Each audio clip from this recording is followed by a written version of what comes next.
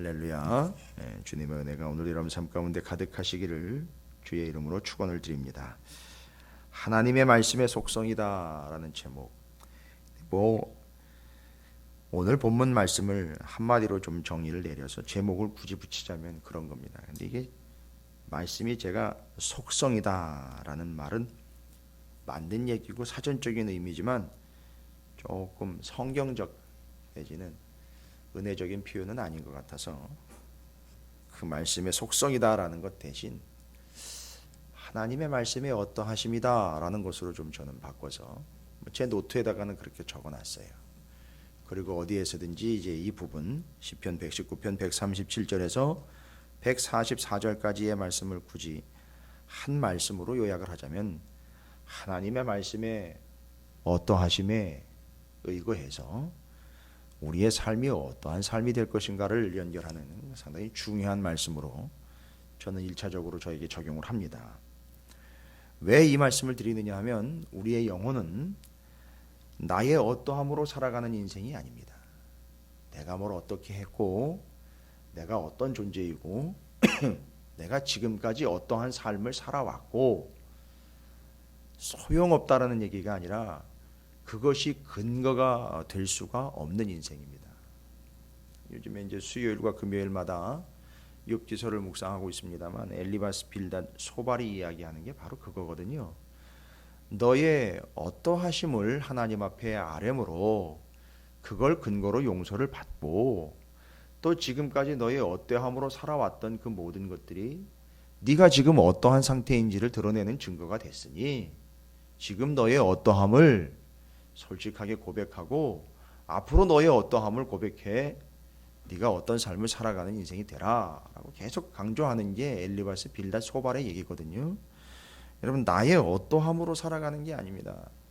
굳이 성경적으로 복음으로 결론을 좀 짓겠습니다. 나의 어떠함으로 구원 얻는 인생이 아니라는 거죠. 또 내가 관계 맺고 있는 누군가의 어떠함 또 누군가의 어떠함으로 인해서 우리는 구원을 받거나 우리의 구원이 좌우되는 존재가 아닙니다. 그냥 자꾸 내가 어떠하다, 나는 어떤 사람이다, 누구는 어떻고 누구는 어떻고 매일매일 남의 어떠함과 나의 어떠함을 계속 이야기하는 인생, 참 불쌍한 인생이에요. 누가 어떻고 남이 어떻고 뭐는 어떻고 뭐는 어떻고 누구의 교회는 어떻고 남의 집은 어떻고 남의 사업은 어떻고 남의 건강은 어떻고 다른 사람의 말투는 어떻고 다른 사람의 행동은 어떻고 나는 어떤데 누구는 어떻고 여러분 하등의 구원에 관계가 없는 얘기들이에요. 정말 안타깝습니다. 그러니까 우리 주변에는 내가 어떻고 남이 어떻고 누가 어떻고 직장이 어떻고 학교가 어떻고 삶이 어떻고 나라가 어떻고 뭐가 어떻고 뭐가 어떻고 계속 핑계대고 나오는 이야기는 본질적으로 누가 어떻고 누가 어떻고. 그러나 성경적으로 정리하겠습니다. 내가 어떻고 누가 어떻고 남이 어떻고 지금 상황이 어떻고 나라가 어떻고 관심 갖지 말라는 게 아닙니다. 그것이 근거가 되어 나한테 구원이나 영원한 생명과 직결된 것이 없다라는 겁니다. 그 어떠함의 상황에서든지 간에 구원을 얻는 게 복음이거든요. 그래서 우리는 그 누군가의 어떠함이나 나의 어떠함이 아닌 하나님의 어떠하심으로 이끌림을 받는 삶이다라는 겁니다. 자, 그런 의미에서 오늘 본문 137절에서 144절까지의 말씀은 하나님의 말씀의 어떠하심에 대한 고백이 시인의 고백입니다. 여러분 하나님의 말씀에 어떠하심이다라는 이야기는 말을 바꾸면은요. 여러분이 제가 지금 말씀을 전하고 있지만 제 말 톤으로 전하고 있지 않습니까? 제가 말하는 거를 여러분이 들어보시면 오늘 저 목사님이 뭐 상태가 좀 그렇구나. 오늘 저 목사님이 기분이 좀 그렇구나. 뭐 이런 거 들으실 거 아닙니까? 그리고 여러분이 숱에 들어오신 거예요. 말은 그 사람이라고요. 말하는 걸 보면 그 사람을 알 수 있다는 거죠. 그래서 제가 왜 이 말을 드리냐면 창세기 1장 1절이 하나님의 말씀으로 시작이 돼요. 기록된 바 말씀이 아니라 직접 하나님 뱉으신 말씀이에요. 근데 그걸로 세상이 창조가 됐어요.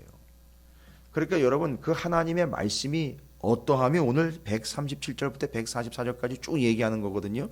그러면 그 하나님의 말씀이 어떠하다라는 것은 뭐가 어떠하다라는 걸 얘기하는 거냐면 하나님이 어떠하시다라는 걸 얘기하는 겁니다.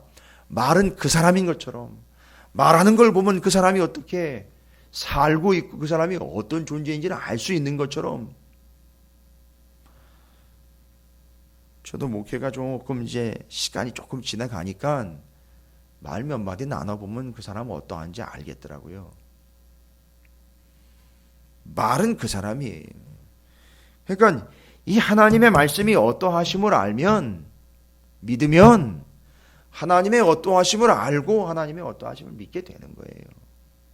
그래서 제가 먼저 자세히 좀 살펴보기 전에 오늘 본문의 말씀에 하나님의 말씀의 어떠하심을 통해서 하나님의 어떠하심을 우리가 함께 137절부터 144절까지의 말씀을 읽으면서, 여러분 이건 따지고 이해하는 게 아니라 제가 그랬던 것처럼, 적어도 제가 1차적으로 제가 그랬던 것들은 적어도 저한테는요, 요 137절부터 144절까지를 읽으면서 그냥 고개를 끄덕이는 것 외에는 방법이 없었어요.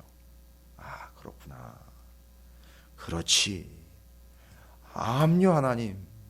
아유, 그럼요 하나님. 그렇죠. 이건 하나님이 직접 얘기하신 건 아니에요. 하나님의 말씀을 붙잡은 사람이 하나님의 말씀에 어떠하심을 기록해 놓은 거예요. 근데 희한하죠. 그걸 읽으면서 하나님의 말씀은 이러하다라는 고백을 적어놨는데, 그걸 읽는 김성호 목사, 적어도 저는 하나님의 어떠하심이 발견이 되면서, 아우, 예, 그렇죠 하나님. 예, 하나님은 그런 하나님이시죠 라고 그냥 다른 거 말고요, 그냥 고개가 그냥 계속 연신 끄덕여지더라고요. 인정하게 되더라고요. 그냥 수긍하고 인정하게 되었습니다. 자, 시인이 고백하고 우리가 함께 읽으면 수긍하여 고개를 끄덕일 수밖에 없는 하나님의 말씀의 어떠하심을 인정할 수밖에 없는 그 하나님의 말씀은 도대체 어떻다는 겁니까? 하나님의 말씀은요, 오늘 본문 기록한 시인이 그렇게 얘기를 합니다. 137절, 138절, 144절 공통적으로 고백하는 것은 여호와여 주는 의로우시고 라는 말씀과 주께서 명령하신 증거들은 의롭고, 144절에 주의 증거들은 영원히 의로우시니, 하나님의 말씀이 의롭다는 겁니다. 그러면 하나님이 의롭다는 것이죠. 그게 뭐 어떻다는 겁니까? 그 의를 입어야지요. 우리는 우리의 의로는 구원을 얻을 수가 없습니다. 이건 이미 신약 성경을 정리하면서 여기다가 한 구절에다 대입하는 거지만, 하나님의 말씀이 의롭다는 걸요, 그게 뭘 어떻다는 겁니까? 정말 불의하기 짝이 없는 자가 이 말씀 앞에서 퉁명스럽게 툭툭 내뱉습니다. 하나님의 말씀이 어떠하고 하나님이 어떠하시는가 하니 그건 둘째치고 자기의 어떠함으로 계속 치받고 있습니다.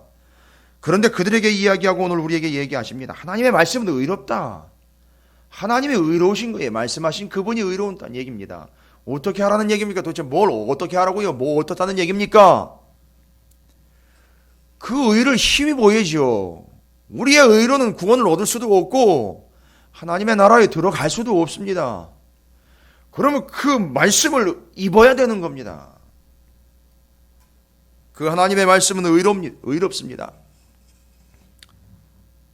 그렇기 때문에 어떻게 하라는 얘기입니까? 힘입어라 이야기입니다. 힘입어라. 그걸 입어라. 그 힘을 입어라 라는 겁니다. 여러분, 의로우신 하나님의 말씀으로 늘 힘을 입기를 주님의 이름으로 축원을 드립니다. 예. 137절 본문에 그 뒷부분에는 또 이렇게 소개가 되고 있어요. 주의 판단은 옳으니이다. 여러분, 하나님의 말씀은 늘 옳습니다. 여러분, 이건 여러분에게 제가 동의를 구할 필요도 없어요. 눈치 보면서 얘기할 것도 없고요. 옳으면 옳은 겁니다. 아니면 아닌 거고요. 그러면 그런 거예요. 제 말이 그렇다는 게 아닙니다. 오해하지 마세요. 목사가 그렇다는 게 아니에요. 하나님의 말씀이 그렇다는 겁니다. 그러면 하나님이 그렇다는 거예요. 그러면요, 하나님의 말씀은요, 그 말씀이 판단은요, 옳다는 겁니다. 그러면 어떻다는 겁니까? 뭘 어쩌라는 겁니까? 말씀을 판단하지 말고 오히려 말씀으로 판단을 받으라는 거예요. 왜 자꾸 말씀을 판단합니까? 왜 그 인생이 왜 자꾸 그 전적으로 옳은 100% 옳은 하나님의 말씀을 자꾸 판단하려고 하는지 모르겠습니다. 우리가 말씀을 판단하는 존재 아닙니다. 하나님의 말씀은 100% 옳습니다. 그렇기 때문에 하나님의 말씀을 판단하고 평가할 게 아니고요. 그 말씀이 나를 판단할 거기 때문에 말씀에 비추어 늘 판단받아야 된다는 겁니다. 잘 아시는 거예요. 이 새벽마다 하나님의 말씀 앞에 나를 스캔하는 거거든요. 판단하는 거거든요. 제가 의학 드라마를 조금 관심 있게 보는 이유가 좀 그런 거예요. 물론 이제 의사, 목사 다 사자로 끝나는 법이 있지만, 근데 그 의사들이 진단하고 기기들을 의존을 해서 싹 살펴보면 이게 어디가 아프고 뭐가 문제인지 쓱 드러나는 것처럼 하나님의 말씀은 그렇게 우리를 비추어 우리를 판단하는 근거이기 때문에, 기준이기 때문에 하나님의 말씀은 옳다라는 게 전제가 됐을 때에 여러분 그 말씀을 판단하지 마시고 하나님의 말씀에 오히려 우리를 스캔받고 판단하시기를 바랍니다. 내가 말씀을 읽지만 아시잖아요. 그 말씀이 나를 읽는 거예요. 내가 말씀을 지키는 것 같지만 그 말씀이 나를 지키는 겁니다. 두 번째, 하나님의 말씀은 100% 옳습니다. 첫 번째, 하나님의 말씀은 의롭습니다. 그러니까 그 의를 힘입어야 돼요. 그 옳기 때문에 판단하지 말고 판단을 받으시길 바랍니다. 그리고 138절에 하나님의 명령하신 말씀이요, 그 말씀하신 증거들은요 어떻다는 거죠? 의롭다고 이야기를 합니다. 그건 이야기 드렸고요. 그 뒤로 이어지는 거죠. 지극히 성실하시니이다. 성실이라는 말은요, 여러분 이거는 근면 성실한 때 우리가 일반적으로 사용하는 그 단어 말고 그것도 포함이 되어 있지만 조금 더 성경적으로는요, 성실이라는 말은 한 번 시작하면 끝을 보는 것 이야기 들으셨을 거예요. 초지일관하는 거예요. 끝까지 가는 거예요. 그렇죠? 이게 바로 초지일관인 거예요. 그러니까 하나님의 말씀은요, 중간에 어떻게 바뀌거나 상황에 따라서 왔다 갔다 오락가락하는 게 아닌 초지일관이에요. 그냥 밀고 나가는 겁니다. 그러니까 뭘 어쩌려는 겁니까? 초지일관 지키려는 거예요. 다른 게 없습니다. 하나님의 말씀을 초지일관 지켜나가려는 거예요. 지금 여러분에게 137절부터 144절까지 하나님의 말씀에 어떠하심을 설명드립니다. 그 뒤로 제가 그 설명을 드리는 추가되는 부분 있잖아요. 주의 말씀에 어떠하심을 확인한 자들은 어떻게 하라는 게 답이 나오는 거예요. 어떠하신 말씀 앞에 어떠하라는 답이 나오는 거예요. 어떠하신 하나님 앞에 어떠한 인생이 되라는 답이 나오는 겁니다. 주의 말씀은 성실하십니다. 초지일관이에요. 끝까지 갑니다. 여러분 그 말씀 붙잡고요, 좌우로 치우치지 말고 그냥 밀고 나아가세요. 제가 얘기 드리는 게 아니라 말씀이 얘기하시는 거예요. 그 다음에 140절에 보면 주의 말씀은 심히 순수합니다. 순수, 때 묻지 않고 세상 때 묻지 않고 순박한, 요거는 그런 의미를 넘어 이렇게 이해하시면 될 것 같아요. 순도 100%라는 겁니다. 그렇죠? 잡것, 거짓것, 쓸데없는 것이 말씀에 들어있지 않다는 거예요. 100% 순도입니다. 그건 뭐 어떻게 하라는 겁니까? 답이 나오잖아요. 순도 100%의 하나님 말씀, 심히 순수한 하나님 말씀에 말씀 외에 다른 건 0.00001%라도 섞지 말라는 거예요.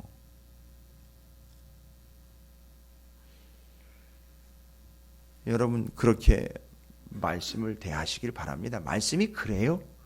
그러니까 우리가 말씀을 어떻게 해야 되겠다가 아니라 말씀 앞에 우리가 어떠해야 되겠다라는 답이 나와버리면 그건 정답이에요.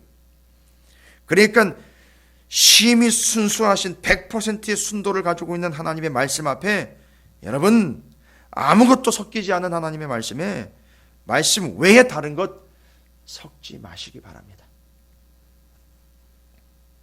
142절에 주의 말씀은 진리랍니다. 원칙이고 사실이라는 거예요.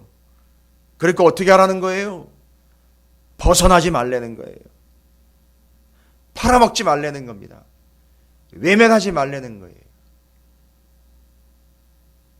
그 진리 위에 굳게 서라는 겁니다.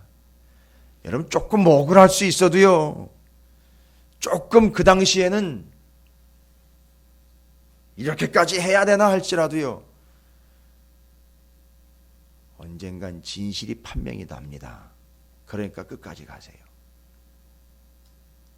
타협당하거나 타협하지 마시고 진실이고 원칙이고 사실이니까 다 드러날 거예요. 나중에.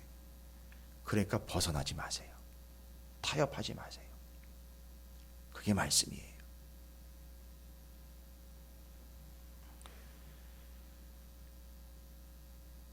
(143절) (144절) 나왔습니다. 거기서 말씀하고 있는 143절에 주의 계명은 어떠하됩니까? 나의 즐거움입니다 라고 얘기를 하고 있어요. 저는 정말 제가 사랑하는 이들에게 축복의 말씀으로 늘 이 말씀으로 복을 빕니다. 축복합니다. 정말 말씀으로 행복한 사람이 됐으면 좋겠다. 이게 이 입과 마음에서 떠나지 않는 고백입니다. 참 저분은 말씀으로 좀 행복했으면 좋겠다. 저렇게 애쓰고 힘쓰는데 오늘 말씀에 지금 6번째 그 말씀이 어떠하심의 내용이거든요. 정말 저는 이 소중한 오늘 이 본문의 말씀의 내용을요 외우고 또 외우고 또 외우고 외워서 우리 아이들이 됐던 우리 교회가 아닌 다른 교회가 됐든 어떤 공동체가 됐든 누가 됐든 만날 때 이 말씀 본문을 펼쳐놓고 저는 그분들에게 요목조목 정확하게 저는 언제 어디서든지 전하고 싶은 마음이 있어요. 그리고 전할 수 있도록 저는 아예 암기를 해버릴 거예요. 그래서 그 주의 계명 말씀은요 143절에 그 사람이 이야기합니다. 나의 즐거움입니다. 사는 게 그렇게 넉넉지도 않은 상황인데 평탄하고 순탄하지도 않은데도 말씀은 즐거움이래요. 여러분 삶이 즐겁다는 게 아니고요 말씀이 즐겁다는 거예요. 내 삶이 즐겁다는 게 아니에요. 삶은 어려울 수 있고 힘들고 고통이 엄청이 날 수도 있어요. 그런데 이 사람은 말씀이 즐겁대요. 뭔 얘기입니까? 즐겁다는 얘기는 행복하다는 거예요. 말씀만 붙잡으면 행복하다는 거예요. 그게 진실이고 참 순수하고 성실하신 말씀이고 옳고 그게 의니까 그 말씀 붙잡으면 자기는 행복하다는 거예요. 여러분 말씀으로 행복하시기 바랍니다. 그게 그 특징이에요. 끝으로 144절에 나와 있는 하나님의 말씀은 주의 계명은 영원하답니다. 여러분 끝까지 붙드십시오. 죽는 순간까지 말씀을 붙잡으십시오. 영원하신 말씀 영원토록 붙잡으시기 바랍니다. 목사님 우리 인생 길어봐야 100인데 왜 짧게만 생각하세요? 여러분의 아들들, 자녀, 딸들은요 또 100년, 그의 자녀들은요 또 100년, 영원히 붙잡는 겁니다. 하나님의 말씀은 영원합니다. 천국 가서도 하나님은 말씀을 쉬지 않으실 거예요. 영원합니다. 그러니까 영원히 끝까지 말씀을 붙잡으시기 바랍니다. 세상이 아닌 말씀의 어떠하심을 깨닫고 경험하시면서 행복한 삶을 살아가시는 여러분이 되시기를 주님의 이름으로 축복합니다. 오늘 이 하나님의 말씀의 어떠하심이 여러분의 기도의 제목이 되어서 나의 어떠함을 아뢰는 것보다 하나님의 어떠하심으로 나의 어떠함을, 그렇게 역사하시는 하나님이 인도해 주실 것을 간구하면서 한 날을 시작하도록 하겠습니다.